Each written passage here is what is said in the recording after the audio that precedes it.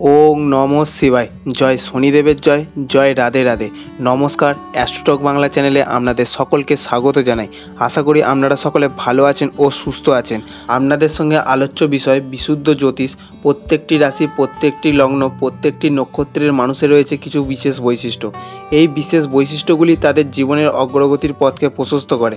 আবার ঠিক একইভাবে তাদের প্রত্যেকের জীবনে রয়েছে কিছু দুর্বলতা, সেইগুলি তাদেরকে পিছিয়ে নিয়ে আসে। এই স্ট্রেংথ এবং উইকনেস, এই সমন্বয়ই রয়েছেন প্রত্যেকটি মানুষ। এই প্রত্যেকটি মানুষ 12টি রাশিতে বিভক্ত। আজকের আলোচনার কেন্দ্রবিন্দু হলো মীন রাশি, কালপুরুষের দ্বাদশ রাশি। মীন রাশির শাসক গ্রহ বৃহস্পতি, তাই এটি একটি স্থির প্রকৃতির রাশি।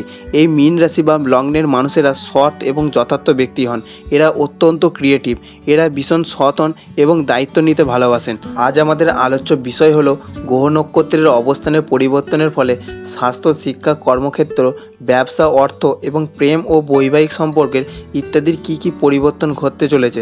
তাই ভিডিওটি স্কিপ না করে সম্পূর্ণ দেখার অনুরোধ রইল। প্রথমটি আলোচনা করব কর্মজীবন। আগামী সপ্তাহে শনিদেব আপনার রাশিতে অবস্থান করেছে, ফলে কর্মজীবনে স্থিরতা, দায়িত্ব এবং কিছু পরীক্ষার সময় চলছে। বৃহস্পতি আপনার অর্থ ও বাকশক্তির ঘরে অর্থাৎ দ্বিতীয় ঘরে রয়েছে, যা আপনার যোগাযোগ দক্ষতা ও পরিকল্পনায় উপকার দেবে।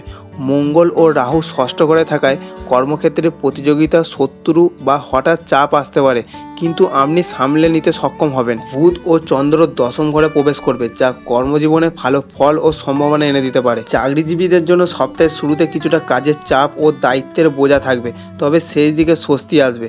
সহকর্মীদের সঙ্গে সামঞ্জস্য বজায় রাখতে হবে, কারণ মঙ্গল রাহুর কারণে গোপন শত্রুতা হতে পারে। ঊর্ধ্বতন কর্তৃপক্ষের সঙ্গে সম্পর্ক ভালো থাকলে প্রশংসা ও সুযোগ মিলতে পারে। যারা সরকারি বা কর্পোরেট সেক্টরে কাজ করেন তাদের জন্য পদোন্নতির সম্ভাবনা দেখা দিচ্ছে। যারা চাকরি খুঁজছেন তাদের ইন্টারভিউ, পরীক্ষা বা অ্যাপ্লিকেশন পাঠানোর জন্য সময়টি শুভ। বিদেশে চাকরি চাওয়া ব্যক্তিদের জন্য নতুন যোগাযোগ আসতে পারে। কোনো পূর্ব পরিচিতি বা পুরনো বসের মাধ্যমেও ভালো সুযোগ আসতে পারে। 21, 22 ও 25 জুন এই দিনগুলি বিশেষ শুভ। এই সময় গুরুত্বপূর্ণ কাজ, সাক্ষাৎকার বা মিটিং রাখতে পারেন। 24 জুন কিছুটা চাপের থাকতে পারে। এদিন ঝুঁকিপূর্ণ সিদ্ধান্ত এড়িয়ে চলাই ভালো। পরবর্তী আলোচনা করব স্বাস্থ্য সম্পর্কে। চন্দ্র ও রাহু এই সময় মানসিক অস্থিরতা বা দুশ্চিন্তা বাড়াতে পারে। শনি দ্বাদশে অবস্থান করেছে, ফলে ঘুমের ব্যাঘাত, পেটের সমস্যা বা শারীরিক ক্লান্তি দেখা দিতে পারে। মঙ্গল ষষ্ঠে থাকার কারণে শরীরের রোগ প্রতিরোধ ক্ষমতা ভালো থাকবে, তবে ত্বকজনিত সমস্যা বা হালকা আঘাতের সম্ভাবনা থাকে।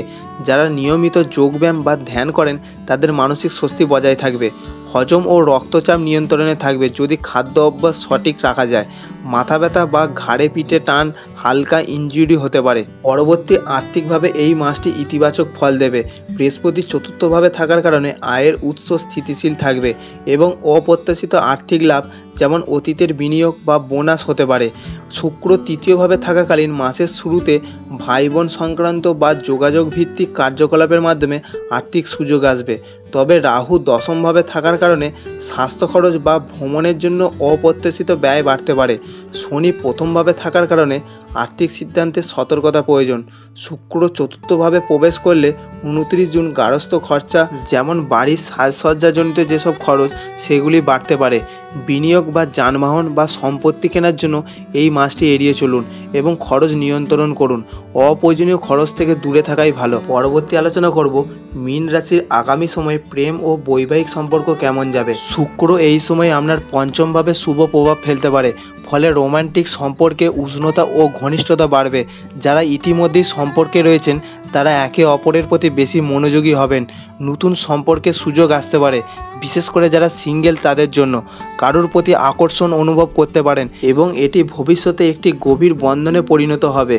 বিশেষ পরামর্শ: নিজের মনের কথা খোলামেলা বলতে ভয় পাবেন না, এতে সম্পর্ক আরও মজবুত হবে। দাম্পত্য জীবনে শনি ও বৃহস্পতির প্রভাব কিছুটা দ্বন্দ্ব ও ভুল বোঝাবুঝি তৈরি করতে পারে, তবে শান্ত থাকলে ও সংলাপের মাধ্যমে অনেক সমস্যার সমাধান সম্ভব। পুরনো কোনো দুঃখ বা ভুল বোঝাবুঝির অবসান ঘটতে পারে। ক্ষমা ও বোঝাপড়াই হবে মূল চাবিকাঠি।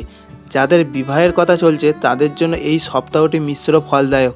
কিছু বাধা আসতে পারে, তবে চেষ্টার অগ্রগতি হবে। পরবর্তী আলোচনা করব ব্যবসা বাণিজ্যের জন্য এই সময়টি কেমন যেতে চলেছে। এই সপ্তাহটি মীন রাশির ব্যবসায়ীদের জন্য মিশ্র ফলদায়ক হবে। কিছু ভালো সুযোগ আসবে, তবে কিছু চ্যালেঞ্জও থাকবে। যারা বুদ্ধিমত্তা ও ধৈর্যের সঙ্গে কাজ করবেন তারা ভালো লাভবান হবেন। যারা ছোট ব্যবসা করেন অর্থাৎ দোকানদারি, হস্তশিল্প বা ছোট বাণিজ্য করেন তাদের জন্য এই সপ্তাহে বিক্রি কিছুটা বাড়বে, তবে খরচও কিছুটা বাড়তে পারে, বিশেষ করে কর্মচারীদের বেতন বা মেরামতের জন্য।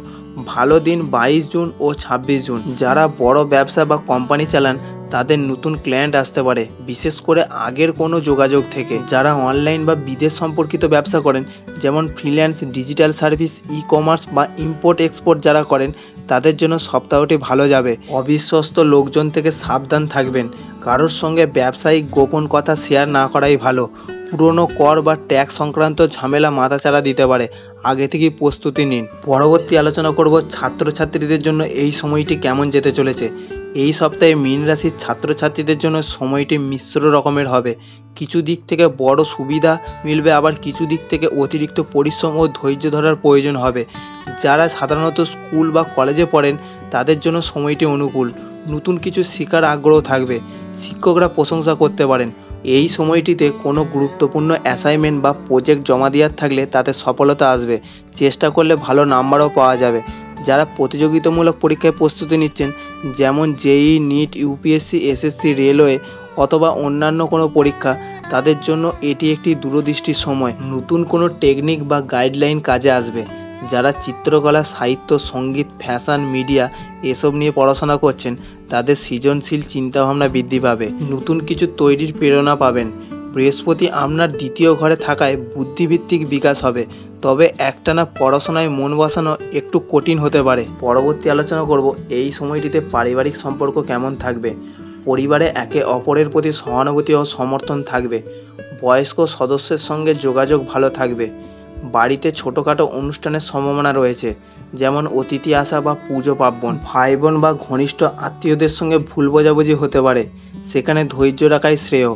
কোনো পুরনো পারিবারিক ইস্যু আবার আসতে পারে, এই সময় আলোচনার মাধ্যমে মিটিয়ে নেওয়াই ভালো। পরামর্শ হিসেবে পরিবারের সদস্যের সঙ্গে সময় কাটান ও খোলামেলা আলোচনা করুন।